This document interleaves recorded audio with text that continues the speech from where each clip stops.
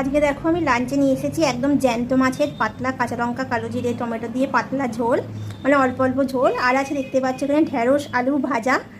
তো আমার ঢ্যাঁড়স আলু ভাজা দিয়ে গরম গরম ভাত দারুণ লাগে, একদম গরম ধোঁয়াটা ভাত। দেখো শরীরটা আজকে ভালো না, কালকে সারা রাত মানে পেট ব্যথা করেছে, পটি হয়েছে 2-3 বার।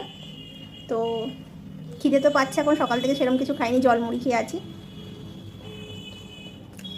হ্যাঁ, এটা আমি রান্না করিনি, আমার রান্না করার মতো যে ক্ষমতা নেই।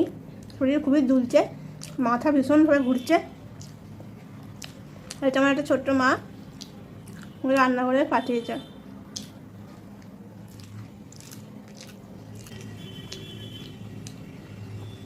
এই কালো জিরে দিয়ে এই মাছের ঝোলটা যা লাগে না, খুব সুন্দর খেতে,